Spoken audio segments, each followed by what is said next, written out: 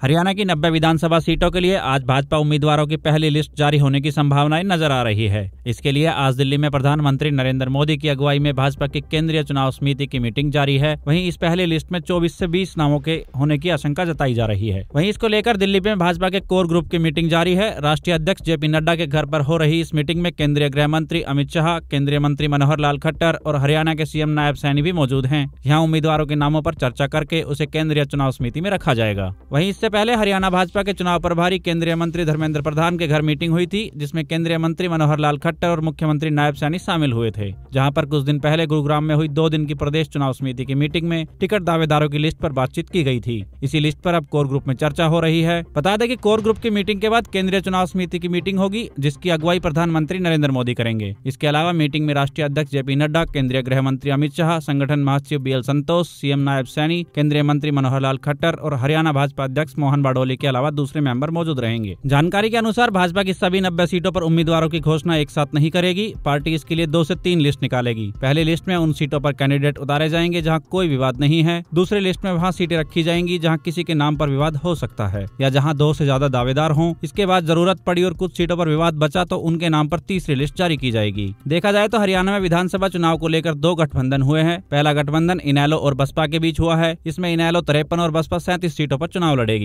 दूसरा गठबंधन जेजेपी और चंद्रशेखर रावण की पार्टी आजाद समाज पार्टी के बीच हुआ है। इसमें जेजेपी 70 और एएसपी पार्टी 20 सीटों पर चुनाव लड़ेगी। वहीं इसके अलावा कांग्रेस और भाजपा अकेले 90 सीटों पर चुनाव लड़ेगी। आम आदमी पार्टी भी इस बार सभी सीटों पर अकेले चुनाव लड़ेगी। आम आदमी पार्टी ने पिछली बार 47 सीटों पर चुनाव लड़ा था, लेकिन कहीं भी जीत दर्ज नहीं कर पाई थी। लोकसभा में कांग्रेस के साथ गठबंधन पर कुरुक्षेत्र सीट पर चुनाव लड़ा था, लेकिन यहाँ पर भी उनकी हार हुई थी। आपकी जानकारी के लिए बता दें कि हरियाणा में 1 अक्टूबर को वोटिंग होनी है। 5 सितंबर को नामांकन की प्रक्रिया शुरू होगी और 12 सितंबर को नाम दाखिल करने की अंतिम तारीख है। नामांकन पत्रों की जांच 13 सितंबर को होगी और 16 सितंबर नाम वापस लेने की अंतिम तारीख होगी।